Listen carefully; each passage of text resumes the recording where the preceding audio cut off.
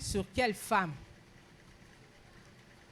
Likolo ya mwasi nini oyo balingi batonga mayele, oyo balingi bapesa mayele, oyo balingi basalela makambo bapesa ye. Mwasi nini oyo bako investir pona ye? C'est quelle femme?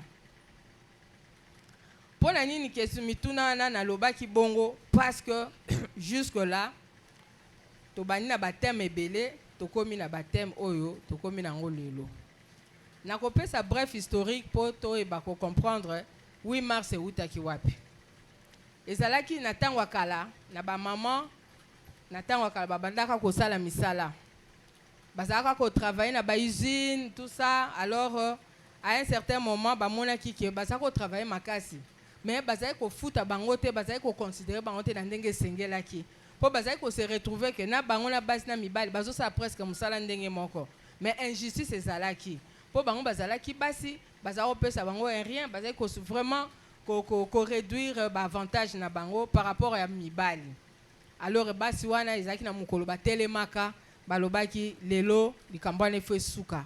Biso nyonso toza ndenge moko. Soki likambo ekwe mibeko ye etalaka mwasi te etalaka mobali te. Puisque mibeko wana etalaka mwasi etalaka mobali te. Na ndenge ya musala pe biso nyonso lelo tobanda kosimba mbongo ndenge moko. Tokozwa ba avantage ndenge moko. Nde esika rébellion ya ba maman révolte bandaki ko salema. Na yango eyaki koya na 1910 je pense nde bayaki ko Lucas koyo ko installer journée wana ekoma officielle ekoma journée moko internationale oyo ko permettre basi ba célébrer journée na bango ba réclamer ba droit na bango. Et depuis ce temps-là tilelo yango wana tokoma ko célébrer le 8 mars bapesa date journée internationale de la femme. Et c'est comme moi si azana temps ya ko s'exprimer, et c'est comme moi si azana temps ya ko réfléchir, et c'est comme moi si azana temps ya ko kabola mayele o azana ngo ya makambo ndenge na ndenge selon circonstances, selon secteur, et c'est comme moi si azali. Amen. Alors tant bapesi biso thème to m'équipe ko réfléchir. Et ça tellement scientifique, et ça tellement technique, tu juste na kozwa ba éléments nécessaires au toromeka komitala par rapport à thème au ba pesibiso, ce qui toza ko se situer wapi. C'est ça l'important, c'est ça l'essentiel. Oui, investir dans la femme. Qui est cette femme là au ba ko investir na katina? Tolobaki to sangana ki toyokana ki lelo eza journée à 8 mars tokokuta en église toya ko célébrer toya ko partager toya ko yoka. Ça c'est tout un investissement tant l'église a organisé, c'est qu'on a investir alingi a pesa alingi a kabola maele na ba maman mais wapi bango. Est-ce que ça genre abasi wana ndesi faut ba investir? Est-ce que c'est ce genre de femme qu'il faut investir? Oh, balobe eza mukolo na ye ba pesi ye jour aya ko yoka, aya ko partager, aya ko réfléchir, mais elle n'est pas venue. Bongo tina témoina eza pona banani. Et ce n'est pas seulement l'église, eza na ba secteur nyons, c'est la même chose. Soko bengi ba maman boya to sangana kingandi azoya akokabula mbongo. Avant même yoya, avant même batia bakit, les mamans sont là. Elles sont là, présentes. Et bakotuna te eloko ni toyeli bakotuna balobaki ba opesa mbongo mutu mbongo aza wapi. Est-ce que c'est dans cette femme là qu'on va investir? Ya solo. On s'est posé beaucoup de questions tout autour de ce thème. Et tokomeka ko solo lango lelo puisque il y a eu des femmes quand même oh ba telema ba fungolela pe biso banzela oyo permettra lelo mwasi a revendiquer ba droit na ye na nzela nyonso za nzela musala na circonstance nyonso na secteur na yo zali o réclamer ba droit na yo. Pourquoi tu réclames ba droit na biso? Parce que na lobaki tout à l'heure les hommes travaillent comme nous aussi. Tozo kene classe université moko ba professeur moko ba devoir ba TP même chose tozo sa na bango bazo kole biso ndenge moko na bango tozo kene koluka musala ndenge moko akomi lettre de demande d'emploi nga pe na commis les demandes d'emploi basali so batese insika moko ba engager biso ndenge moko mais pourquoi et comme atanga ba avantage bakabola c'est parce que nous-mêmes, les femmes, nous n'avons pas encore compris ce que nous valons. Nous te comprendre tes valeurs nabiso basi o tozali. Nous te comprendre tes forces o nzambe atia na kati ya mwasi oyo ezali. Mais ceux qui totali lelo mokili ndenge ezotambola, ce sont les femmes. Mais les femmes s'ignorent. Bazo s'ignorer, baza komi yebate, baza komi bunga ke makambo ebele ezo salema eza bango. Mais tozo sala on a kati ya ignorance. Yango ba makambo oyo ba 8 mars ezo telemisa biso te ba ko comprendre ko se découvrir nini nazali, nini nazana ngo, nini nakoki kozwe pa moninga, nini nakopesa pa moninga, nini ndenge nini nako réclamer, ndenge nini nakoki ko landela makambo na ngai. Amen. Na yango tokotala importance d'abord ya mwasi. J'ai dit investir dans quelle femme? D'abord la femme elle-même. Na niveau ya société est-elle important? Toromi tout l'importance ya mwasi na kati ya société ezani. Importance à moi quand je parle de la société ezana kati ya mokili o tozo vivre na ngo lelo. Ezana niveau église, ezana niveau musala, ezana niveau ndako, ezana niveau famille, ezana niveau gouvernement. Nous sommes englobés ezali société. Natanga ki na mikanda balobi les femmes ont un rôle vital dans la gestion de l'environnement, du développement, et leur pleine participation est donc essentielle à la réalisation d'un développement durable. Ça, c'est l'importance, il y a rôle, il y a moi si. Oyo, balobi que azo sala. Babi a un rôle vital. Vital, donc, ils ont un bon mot.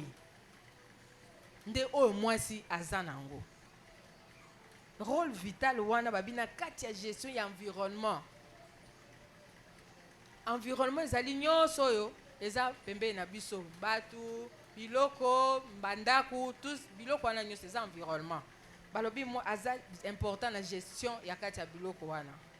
Et nous le voyons. Lelo so okuti mwasi aza salité okuta e poubelle na ndaku na e poubelle na balabala okuta biloko nyonso. Donc tout est en désordre. Parce que azo gérer environnement ni mabe. Mais balobi aza vital parce que lelo soki ba tei mwasi akosalela yango et résultat ekozala positif. Ekozala positif. Balobi donc participation ya mwasi eza essentielle dans la réalisation et développement durable. C'est pourquoi il faut d'abord commencer par réveiller cette femme-là, conscientiser cette femme-là, ayeba nino yazali, ayeba nanyo yazali, ayeba nino ye azanango, ndenge nini akoki ko salela yango, parce que ezana batu. Donc les hommes ont vu que moi si soki ba tie place wana asali yango, eloko ani ko zala na bomoi, eloko ame ko simba mamakasi, eloko ani ko tambola malamu. C'est pourquoi balobi investir. Tant que tu bandis l'émancipation de la femme, tokoti nakati ya développement, tokoti nakati ya renforcement ya ba capacité de tout ça ezaka ba méthode oyo bazako luka mwasi asanini ami komisa na niveau oyo ami komisa. Natanga ki quelque part histoire wana et réveilla kingai. Ezaki histoire bazotu na ange na nzambe bazo solola. Ange azo sa nzambe. Maintenant on comprend de haute nzambe. Neni ka pona osala mwasi oke umele ko sala mwasi ti afin oyeko bima. Nzambe alobi oyebi ke kela monga nazo sala mwasi il faut na sala na bokebi nyonso. Na contrôler eloko moko na moko ezane sika nango pour être tango eko jouer rôle nango ezala complet et que eloko ne loko e bana kokokisana na muninga oyo nga nazo sala yango na kene ko sala musika so na sala ki pembe na yo olinga ko déranger nga ndingo zo déranger nga siko na nga na bosa na makamsusu. Amen. Lisola nzambe na ange. Pourquoi? Et puis la Bible le dit, akende ki asali asimbi mwasi azoya na ye makambo nini nzambe asolola na biso alobani mpo mobali ayoka te baange bayoka te. Il y avait que Dieu et la femme que lui il venait de créer. Abandi koloba na ye makambo bi asako basako solola na mwasi. Ce sont ces choses là o nzamba loba ba vertu wana otozalaka nango. C'est ce que Dieu a dit et a mis dans la femme. Tangazoloba na sali yo na tie oboy na sali yo biloko boy. C'est ce que Dieu a dit et c'est ce que Dieu a mis dans la femme. Et c'est aujourd'hui de bazoluka makambo nyonso wana ba potentialité nyonso tozana ngo tobimisa to salela yango parce que les lois ils ont compris la femme peut sauver l'humanité. Amen. Et puis total rôle balobi rôle ya mwasi dans l'économie parce que na kati ya contexte ya comment investir sur la femme ezana ba différentes catégories ya makambo importance ya mwasi tonito ebezana onini mwasi ajouaka rôle nini na kati ya économie total mwasi na kati ya environnement mais na niveau économie où la femme joue quel rôle et puis total qui importance à mwasi mais total pe valeur nini mwasi azopesa na kati ya société. Amen. Alors rôle ya mwasi tant na tanga na mikanda balobi lorsqu'on a accès au capital, au crédit et aux ressources et à la technologie, à la formation, les femmes sont capables de contribuer à la production, au commerce et aux revenus. Donc, tozongi sous la même phrase au développement durable. Amen. Donc, na niveau économie, ya mboka, ya ndako, ya yo moko, balobi, mwasi, azo jouer pe rôle moko capital. Soko pesi mwasi mbongo, olakisi ndenge akosalela ngo très bien. Soko pesi ye mabele, opesi ye boutique, opesi ye loko muya oya kobotisela mbongo, akosala yango. Tango opesi ye formation pour asala likambona babi akosala yango. De biloko nyonso wana soko te à la portée d'une femme, opesi ye ezana pembeni na ye. Azana bosenga eloko songolo azana capacité ya ko accéder ya kozwa yango. Donc balobi mwasi wana aza capable ya ko contribuer pe ya ko produire pour na mboka, pour na économie ya mboka isani et mata. Amen. Donc balobi elle contribue au développement durable. Les lots total à ba maman qui sont dans le commerce na mboko eza ba maman. Les lots eza ba maman.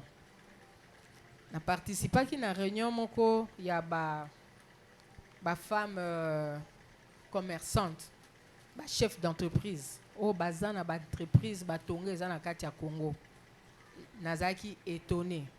J'ai dit c'est vrai. Il y a des femmes qui détiennent quand même des entreprises où elles ont géré 3000, 4000 personnes na kati ya mboko. Peut installer en haut dans plusieurs régions ya mboka. Mais seulement difficultés ali. Pourquoi? En tant que femme, bien que ozo bundozo lutter pour na o défendre ba intérêt na yo, mais anga na singa moko ebenda rabiso na sima. Culture, ménage,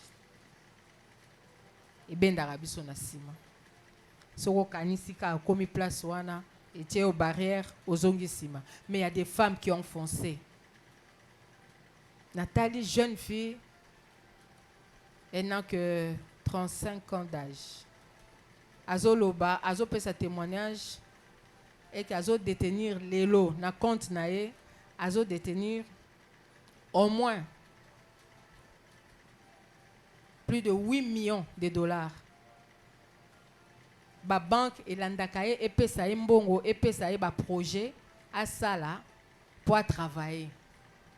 Elle est dans le pétrole. Ça n'a qu'à pétrole.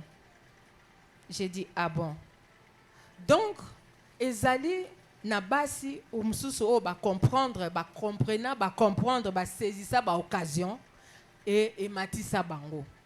Elle a bien dit abanda quelque part, n'a rien. Azo kendazo mata mukola ke o senga mbongo na banque ba ebisi ba opese mbongo te batali na mbongo azana mbongo azo sabe ba opese mbongo te na banque. Azongi soki babengi ba mama koto akei soki babengi ba mama koto akei soki ba formation za koto akei Ceux qui ont une formation koto accueilli. Oh, babé accueilli. Et elle allait dans toutes ces formations, ce qui fait que rassemblant qui bagage intellectuel nyoswana a tient en pratique jusqu'à ce qu'un jour banque luki mais yo oyaka to pesa kambongo te parce que to monaka o remplissaka ba condition te mais lelo yaka banque mtelandi parce qu'elle avait compris quelque chose que elle était importante azala qui n'a pas vertu azala qui n'a pas compétence o lelo akwa ipe ko koma cette femme nakati na yo bakokai ko investir ne bazoluka investissement et pas basi investir dans la femme c'est ça. À bandi na bidon à pétrole, à 2 bidons à pétrole, 5 bidons à pétrole, fuit à pétrole, et comme citerne à pétrole, et comme bateau. Bateau et à pétrole. 3-4 bateaux. À la lipongue. Il y a carburant, il y a 3-4 bateaux. Et il y a la lipongue. Et le reste, ce n'est pas son problème. Et quand il sait pour me il y a d'autres la carte téléphone ceux qui vendent ici là qui n'engagent compte na ezo sala et puis c'est tout, c'est fini. Très simple. Et elle a envie yepesiko à transmettre na ba jeune msous au bazar déjà sur le pas. Donc maintenant elle prend le rôle d'investir aussi auprès des jeunes ba oyo bazar na kati pe anzela ya koluka. Aebisa bango alakisa bango nino ya sala banzelo ya leka po akoma kuna. Donc nyo sezala ngo ya kisité ezaka ya mayele o nzamba pesa biso. Tout dépend de ton attitude. Ya ndengo gozo ya likambo na ndengo gosa elango. Mais souvent pareil c'est là takabiso. Et là takabiso parce que tolingi ndenge na lobi ko s'attacher. Tango lingo sa likambo e matisi otali sima ah ndaku bana mubali famille natika kaka maman est retard pour nani bana te bana msusu retard il fallait na salle barrière même la mandat qu'on a biso toyebi ko gérer te on ne sait pas gérer le temps ils ont bloqué biso. Est-ce que c'est comme ça que va investir dans cette femme là au bazako Bazako compter sur eux dans les avenirs. Donc, on parle de développement durable par rapport à cette femme-là, sur qui on veut investir. Banda to banda. Il y a combien de femmes de l'Obazana Parlement? Un jour, au Tokamatani, ils disent ça a quand même amélioré. Tolongwe na 13%, Tokomi na 17%. Mais ce n'est pas ce qu'on attend de nous. 13 à 17%, ce n'est pas ça.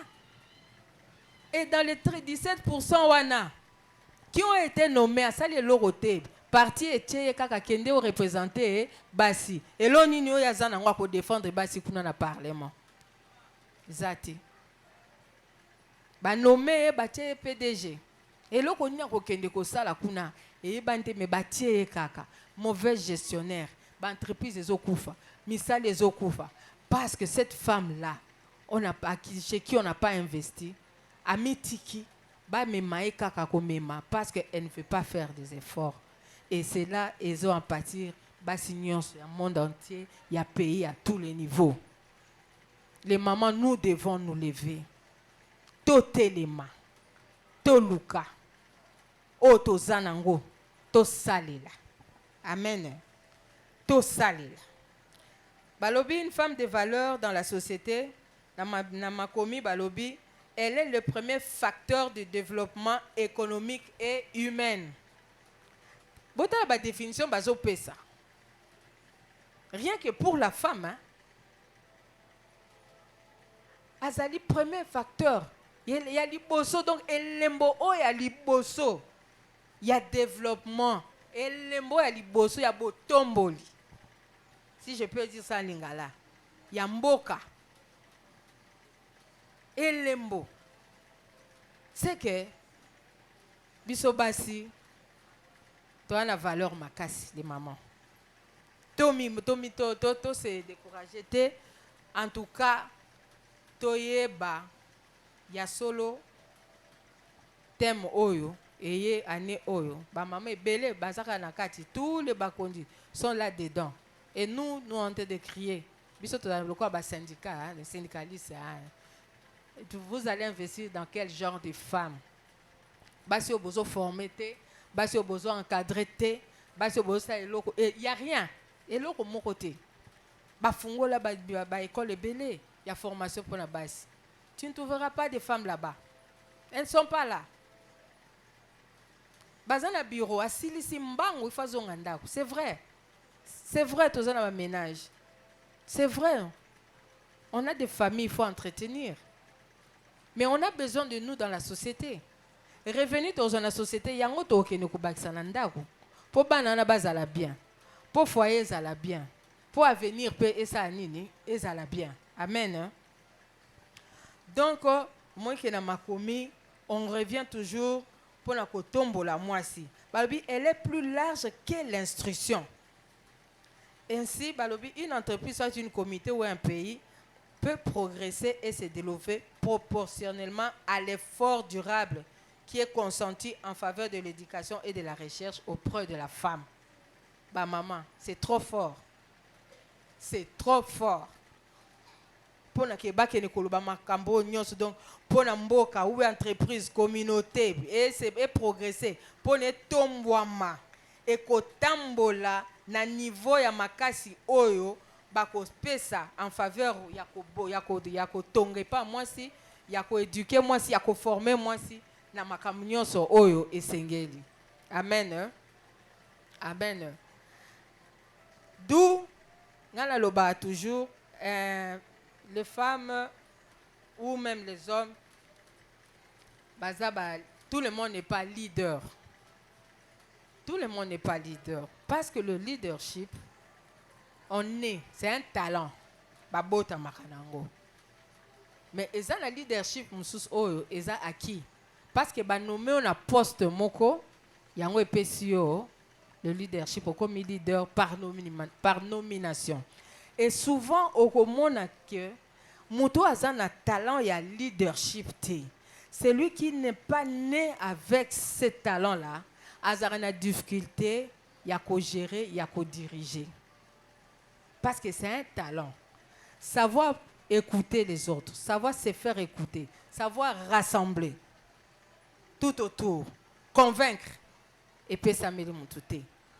Parce que souvent il y a des problèmes. Et il y a toujours des formations tout autour, il y a leadership pour que mutuna muta se découvrir talent nanga eza nini. Talent nanga eza nini. Ngai boye naza mayele nanga makasi nanga nangengela côté nini. Et souvent ceux qui bossent dans un groupe, c'est comme ce que je fais avec mes mamans dans l'association, je cible banani baza vraiment dans le leadership na kati na ba maman o nazana bango. Je cible na zui bango na bendi bango. Et je découvre capacité ya mutu na mutu.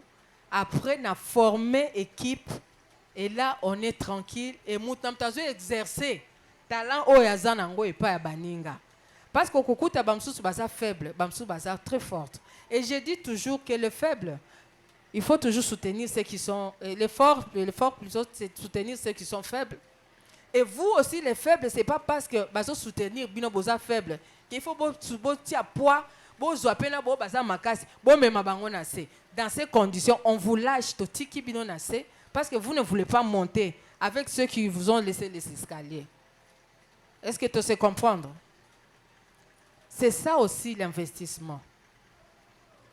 C'est de cette manière qu'on peut investir. Maka c'est zate mais il y a des femmes fortes. Basimbi, tokende elongo parce que mutamtoza na rôle à jouer. Même moi za faible za na rôle à jouer. Na kati équipe. Toko kende. Mais ceux qui ont la qui faiblesse na et comme ko tirer bamsusu vers le bas. Et comme ko zong sabatu sima. Et comme ko pota biso na poto. Malam to lâcher yo. Bisoto kende nan. Peut-être au sutu kolobi na tikali musika tikana landa. C'est à ce moment que wana ba ki ko relever. Tokei ce qu'on a cadre ya ba renforcement ya capacité. Amen.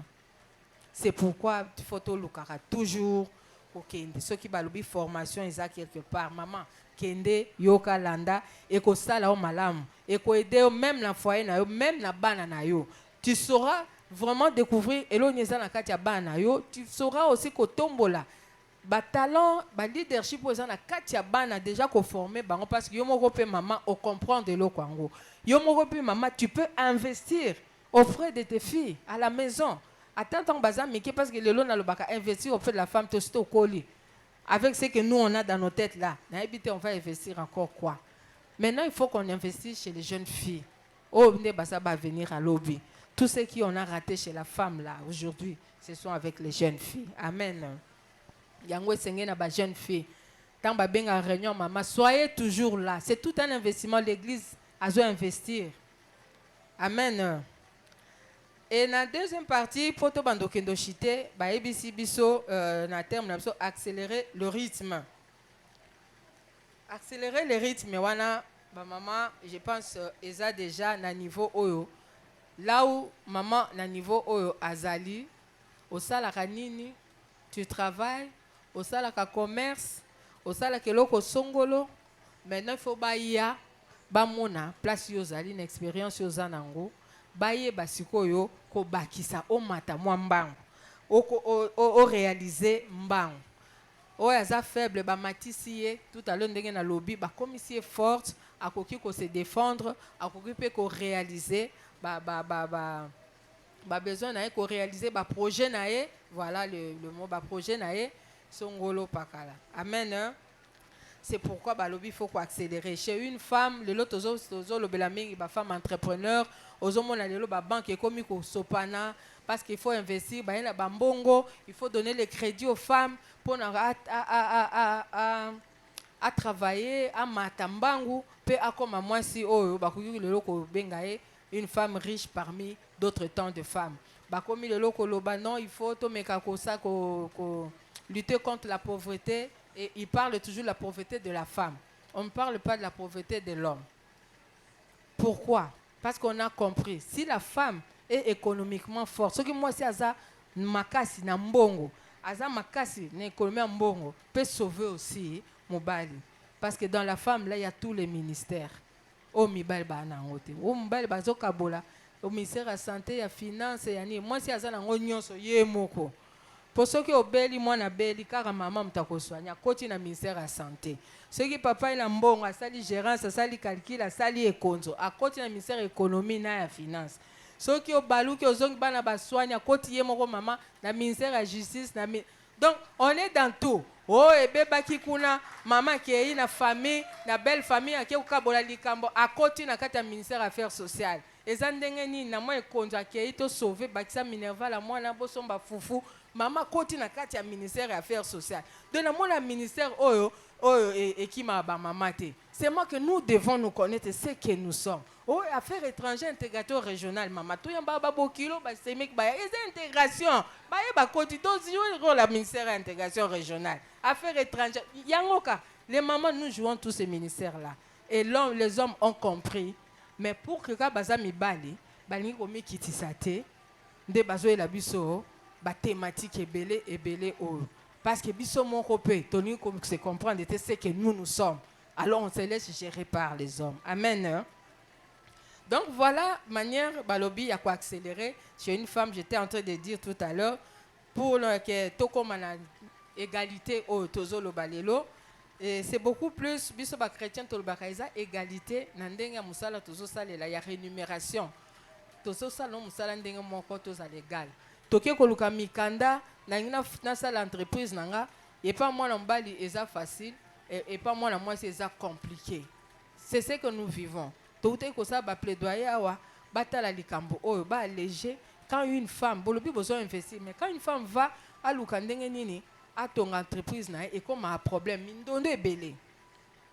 Donc tout ça là les lots ba banque ba gouvernement ba organisme ba komikoya kaka la sima ba thématique entre ta kolia bambongo na bango baya koluka pour investir auprès de la femme ko subventionner ba projet et pas basi pour basi ba ko travailler ba ko payer ko mata. Alors yango ba pesaki moi ben, je sais pas comment dire ba accès ba clé donc na lingala na ebité ba clé donc ba fungola oyo ekoki kosala ke lelo ba investir et pas moi si donc ils disent il y a l'investissement et puis mettre fin à la pauvreté donc la tangia wa koya ko appuyer moi si na ba projet na ba formation pour lutter contre la pauvreté donc moi si aye ba kosala mbongo ko luka mbongo kosala musala pour lutter contre la pauvreté parce que lelo bazolo bake il y a au moins plus de 342 millions de femmes et de filles qui vivent dans la pauvreté, qui vivront dans la pauvreté d'ici 2030. D'où il faut que ça là-bas programme Oyo pour na la pauvreté et pas ya moi si. Et ba financement peut bâtir déjà en œuvre nyo sezaka pour na koluka ko relever situation moi si eza na fungola mususu maele mususu ba pesi bazolo ba économie vert balakisa mwasi ndenge nini ya kodepense énergie te yango tokomomona bamatuka bazobenga yango énergie bakomopekisa biso kokobuka banzete kosala makala toyeba sikoyo kosala baénergie baobenga énergie renouvelable mpona kodiminue badepense ya baénergie tokomosala baénergie basociété ese créé babiloko wana nyonso à la portée de la femme donc c'est ça un peu quelques fungola oyo bango bazwi mpona koluka toujours koinvestir na kati ya voilà. Na oyo nyonso tolobi balobi il y a rien de nouveau sur cette terre parce que ceux qui tozongi siko na kati ya Bible tant que ba chrétienne ezali na tango akala makambo oyo ebanda banda avant Jésus bitumba oyo ebanda j'ai lu même quelque part à partir ya makambo oyo eza na tribu moko je crois na kanga ki bien te que musala o basala esala que je sais pas si au Pakistan wapi basi batikala na musala ya komema ba charrette et uta disolo atango ya Biblia atango ya Jésus donc tikala ba malédiction basi ti lelo batikala na misala wana ya bashikokumba ba charrette lokola ba nani ba chailleur misala moko ndengwana mais il y a eu des femmes qui nous ont défendus qui nous ont dévancés ndengena lobaka qui nous ont dévancés vraiment. Je rends hommage à toutes ces femmes-là. Oh, bango ba fungola biso nzela lelo, ils ont permis de biso to telema to tea liboso a cher, ils ont permis de biso to loba en faveur de la femme et ce fungola biso nzela peut to ba ko revendiquer makambo et buka ba barrière et fungola ba porte na ba génération ebele lelo tozolo ba toza ba génération ana na ki kotanga comme ba femme ba Rebecca, to yebi histoire Rebecca, to tangi ba Déborah, nous connaissons l'histoire de Déborah. Déborah, c'était une femme juge. Elle était prophète, mais elle était aussi une femme juge. Elle s'est levée pour akotali kambo. Peut-être je me dis, à mon avis, que jugement pour la maman Zalaki, Zalaki n'a pas injustice. Elle s'est levée à kotaki kambo parmi les hommes. Et on a dit, elle était la seule femme qui s'est levée puis à comment qui juge. Amen. Il y en a tant peu. Il y a Esther, Toyebi. Esther a sauvé toute une nation. Donc, elle a joué le rôle d'une femme leader, Nathan Nabango, et c'est le même leadership au P. Balégué Bisso, Lelo, il y a Judith, on sait ce qu'elle a fait, vraiment, il y a patriotisme, Nazolo Bilango Nandenge, il y a patriotisme pour le peuple naïe, avec les interventions qu'elle avait fait, elle a joué le rôle de leadership à ce moment-là. Donc, Basi Oba, Honora Kibiso, Nathan Wakala, et Judith, tout ça. Et Nayango, Nakolunga, Torotanga passage, moi, je vais préparer les bisous na Proverbe 31. Proverbe 31, 10 à 31. Nasepela nango, makasi, soki. Bazo balikambo ya mwasi na bazote ya makama mwasi ezala na côté ba chrétien ezala même na ndenge ya ba Proverbe 31 10. Je pense que Tokomi, quelqu'un peut lire ou Benatanga, j'ai pas de lunettes. Bon, je vais essayer. Je lis au nom de Jésus. Qui peut trouver une femme vertueuse? Elle a bien plus de valeur que le perle. Amen. Hein? Le cœur de son mari a confiance en elle et les produits ne lui feront pas défaut. Elle lui fait du bien et non du mal tous les jours de sa vie. Elle se procure de la laine et du lin et travaille d'une main joyeuse. Elle est comme un navire marchand, elle amène son pain de loin. Elle se lève lorsqu'il est encore nuit et elle donne la nourriture à sa maison et la tâche à ses servantes. Elle pense à un champ et elle acquiert du fruit de son travail. Elle plante une vigne. Elle sent de force ses reins et elle affermit ses bras. Elle sent que ce qu'elle gagne est bon. Sa lampe ne s'éteint point pendant la nuit. Elle met la main à la quenouille et ses doigts tiennent le fuseau. Elle tend la main au malheureux. Elle tend la main à l'indigent. Elle ne craint pas la neige pour sa maison, car toute sa maison est vêtue de cramoisis. Elle se fait des couvertures, elle a des vêtements de fin lin et de pourpre. Son mari est considéré aux portes lorsqu'il siège avec les anciens du pays. Elle fait des chemises et elle vend, elle livre des ceintures aux marchands. Elle est revêtue de force et de gloire et elle se rit de l'avenir. Elle ouvre la bouche avec sagesse et des instructions aimables sont sur sa langue. Elle veille sur ce qui se passe dans sa maison et elle ne mange pas le pain de paresse plutôt. Ses fils se lèvent et la disent heureuse. Son mari se lève et lui donne des louanges. Plusieurs filles ont une conduite vertueuse, mais toi, tu les surpasses toutes. La grâce est trompeuse et la beauté est vaine. La femme qui craint l'Éternel est celui qui sera loué. Récompensez-la du fruit de son travail et qu'au porte de ses œuvres la loue. Amen. Amen. La parole a tout dit. Nyonso oyo tolobi a. Eza na kati ya Bible. Est-ce qu'il y a du nouveau sur cette terre? Nous ne faisons que découvrir. Tout est dit. Et là, bazoe bisabiso, une femme parfaite, une femme vaillante, une femme vertueuse. Ndenge azali. Pona ye moko, pona libota na ye, pona nation na ye. Nde Bible ehuti ko décrire nyonso mwasi asalaka akoki omibosa na pona ndako na ye ake ko luka ake ko sala même pona nation na ye. Amen. Est-ce que tozana ba femme vaillante aw? Est-ce que nous avons des femmes parfaites?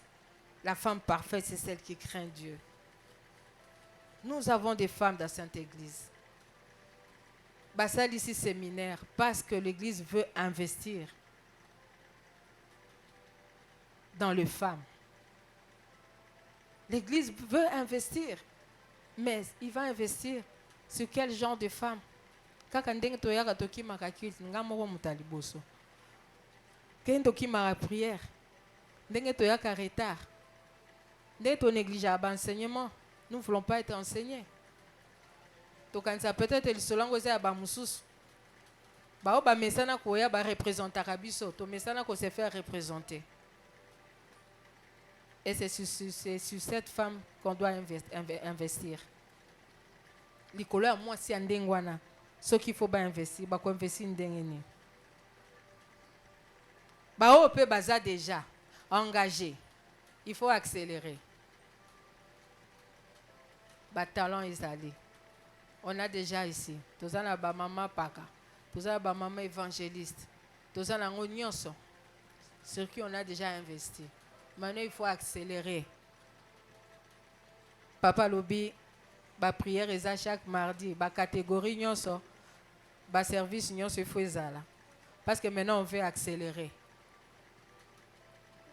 Église il faut s'anier mata. Et les femmes sont où? Les lots prières à chantre bazali. Les lots prières à protocole bazali. Parce que maintenant on veut accélérer. Témoin etali mokil mobimba. Etali na biso petos en église. Ça nous concerne tous. Dans tout ce que nous faisons, dans tout ce que nous sommes, ça nous concerne. Amen. Hein? Ça nous concerne, maman. Kotala muningate, kotala wazo salate. Je dis ça nous concerne, hein? Biso nyos. Nzambo wana wapesaka makasi. Nzambo wana wazali le vrai investisseur.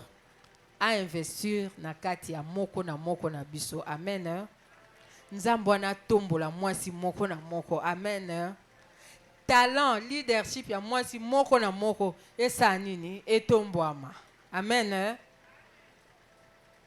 Donc, tomoni ke tem oyo elobeli mutu nyonso esika azali, même dans ton foyer. Zala vrai investisseur. Ceux qui va renforcer aux capacités awate. Nanda kuno osandeni. Comment tu vas transmettre? Parce que génération ozoya pena bango bazoya ne kodim, bazo mona biso. Nanda travail ni tout ça la repana bango. C'est ça le vrai investissement. Otoko kiko sal. Nakatia base, nakatia bana dans les jeunes filles. Parce qu'on parle de la femme. Parlons des jeunes filles. L'avenir de demain. L'avenir de demain. Balobi, développement durable. Bazota elango biso basi. Je suis en train d'interpeller. Moko na biso. Je nous interpelle. Français, banyo basi. Je nous interpelle, ba maman. Lèvons-nous. Toti kako rêver. Tozana ba talent ebele na kati na biso. Toti ka bolembo. Nde arme satana. Molimo lourdeur. Molimo négligence. Molimo paresse. Molimo procrastination. Po o ezana kati na biso. Et là la paix pongi. Mais mikanda ezolakisa. Bible et où dit c'est que nous sommes, nous les femmes. Ce que nous avons, ce que nous possédons, des pouvoirs. Kobakisana o nzamba tia autorité que nous pouvons exercer partout où nous sommes. Nous sommes plutôt. C'est très sérieux. Tout ça, les discussions dans le groupe, il y a Afrique. Et ils ont adhéré il y a sika na kati ya organisme bazo na organisation bazo comprendre te ezoleka. Et ils ont bato akala o ba comprendre bazo manipuler bato oya ba sika. Pourquoi? Parce que ils ont ba msusu, je veux dire l'Afrique arabe bani bazala au-dessus. Mais tozolo ba biso nyonso toza ba africain toza sika moko, mais bango na kati ya organisation na biso bani bazala au-dessus. Alors, le la biso Afrique francophone, to sala qui bloque, to bloquer bango. Ba double biso, ba ki ko sala bloc na Afrique anglophone de l'Ouest. Pour siko ba combattre, ba longola, o azo gérer biso en Afrique. Mobimba. Aza anglophone, aza francophone, éthiopienne. Batia o bango balingi na kokima mibeko. Discussion bandi, ba réunion na Zoom et bandi, ti le jour où j'ai dit ça s'arrête. David, non. Bozo loba ah tous africains, nous sommes batu moko, Afrique est moko. Et aujourd'hui avec toute la situation les situations qui se passent dans la Afrique oyo, to komi ko koma bon moko pour na ko lutter contre makambo oyo bamboka msusu ezo sala pona mboka na biso. Mais maintenant toza vous voulez maintenant ko kabola biso parce que bozo welela bokonzi oyo toyebi eloko bolingo bosala na ngote. Et il y a une seule personne puisque azana mbongo ebele azo manipuler groupe wana nyos. La dernière fois na koti réunion na lobarate, j'ai pris la parole na ebisi bango arrêté. Natangi manipulateur na kombo. Nabi docteur Amani, tu arrêtes ce que tu es en train de faire. aux leaders et aux jouer rôle à leader, mais tu es en train maintenant de séparer, de disperser, puis qu'au cabo la battre. Et ça m'a bien makasi. Na pesi historique siko. Na lobi bakoti sa présidente mondiale bakoti sa na kati ya réunion tozali. Bakoti sa peu exécutif na réunion wana tozala ki na groupe parce que les choses devenaient sérieux. Et bakoti sa ki bango na zongi na historique na dénoncer batouana et sur le champ na réunion batu nyonso ba changer qui avis pour dire mais c'est trop méchant ce qu'elle est en train de faire. Mais pourquoi ils ont manipulé Bamsusu contre Bamsusu et tout ce comment qui kokabwana. To comment qui kokabwana. Et comment qui Afrique centrale to créé groupe, Afrique de l'Est est créé groupe, Afrique Nord est francophone est créé, anglophone est créé, Afrique du Sud est créé, lusophone est créé. To comme dispersé pour na mutu moko. Azana maele amabe akoleka baninga. Et pourtant, tu pesaka un mandat. L'unique mandat ba pesaka ba africain. Yé to kendaka ko bundelango na Finlande, ayoki si Afrique sonne. Mais elle est égyptienne. Je l'ai attaqué, j'ai dit ce n'est pas ce qu'on a appris. To bandi ko zongisa mibe ko nanzela et ko mema na minute ezoleka ba vote élection ko pona ko nommer coordonnatrice à Sika. C'est pour dire les femmes, tant que tu as bon moko, tu as bon, tu as la bon moko. Ce qui est comme un bateau, bakomi koya koluka kopanza. Omoni kutu, Mama Lina, kutu, Oyebi Adija, kutu, Mama Telema, Kabolango, Sukisango, Kawana. C'est ça le rôle que les femmes doivent jouer. Il y a qu'à éviter destruction. On ne peut pas investir sur une femme qui est en train de détruire. Cette femme-là jouait le rôle de détruire. Mais nous, on a compris, on a joué le rôle de rassembler. Maintenant, elle est restée seule. Abandi Kokomaba Mel Milayi, et elle a attaqué présidente internationale. Elle n'a pas le droit. Pour la Kisasiko, voilà ce qu'elle était. Et si ton nom qui est lobby, ceux qui t'ont voté, c'est comme ça que tu devais te comporter. D'où maman, les vertus que tu as en c'était un exemple pour nous que il faut qu'on y ait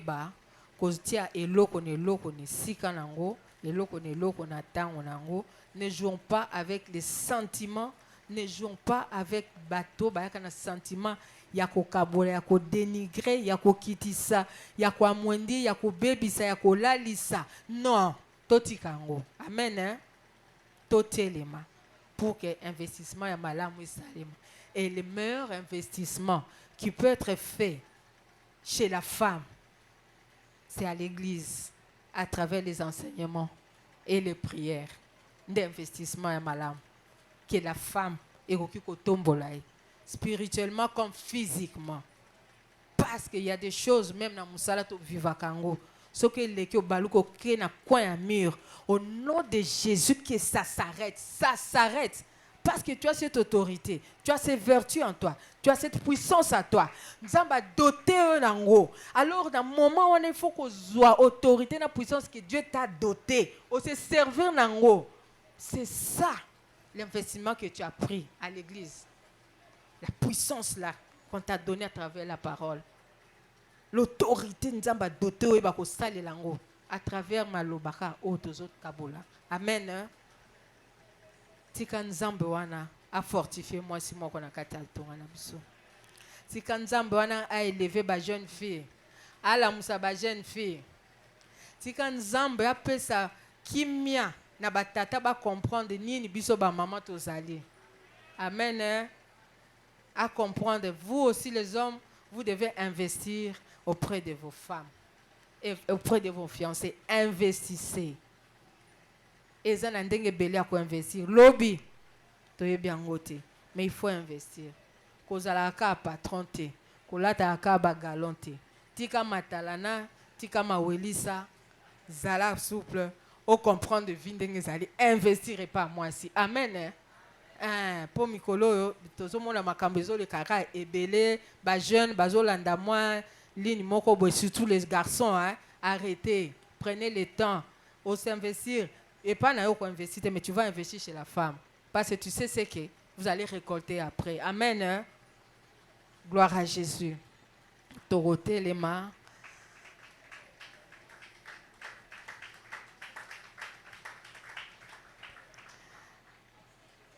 Toroté les mains, torobondela. Toroyebisa nzambe wana. Celui-là, alors je vous ai donné le pouvoir et l'autorité. Kolandisama na maloba nzamba pesa.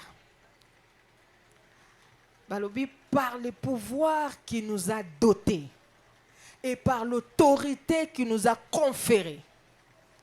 Nde tolingi tobondela lelo. Nzambe wana sengaye apesa o makasi. Apesa o ba capacité.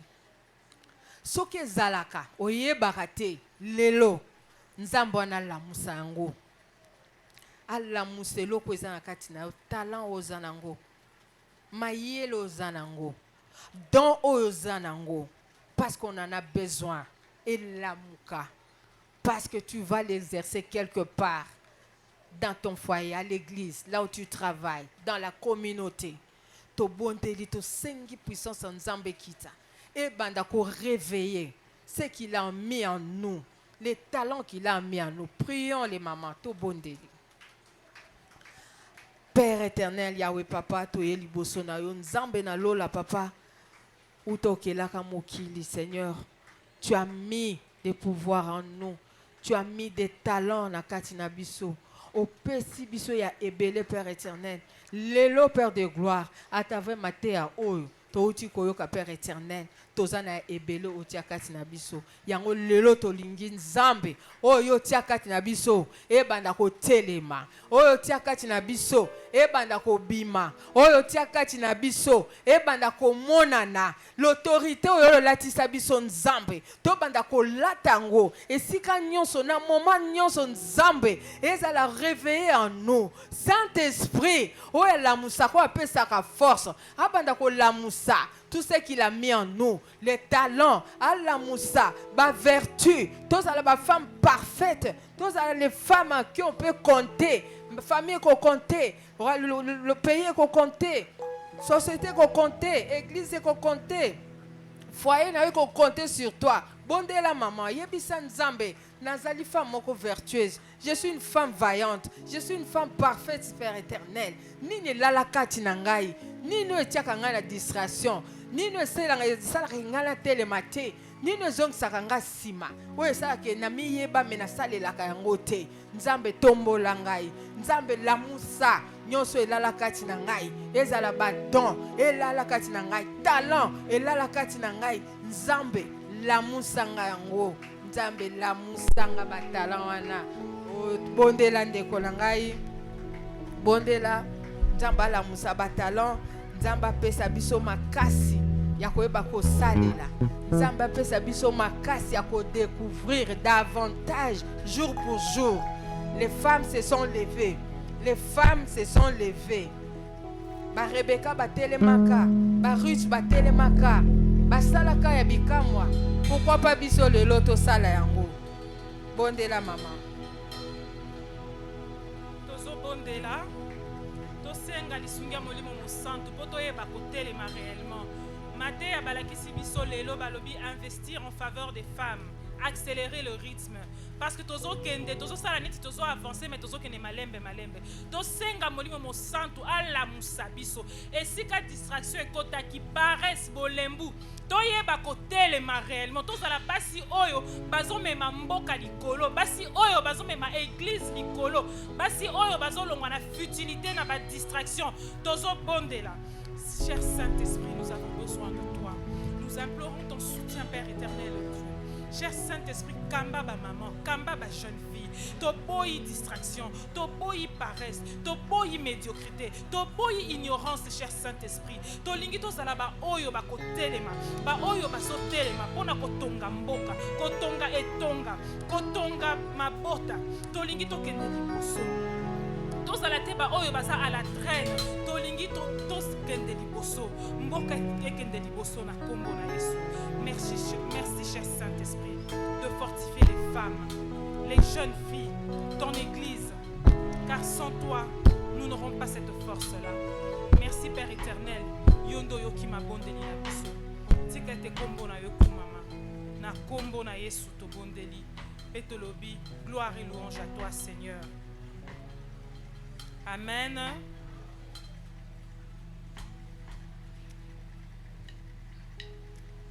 Est-ce qu'il y a une femme qui a été enseignée na pokwa lelo?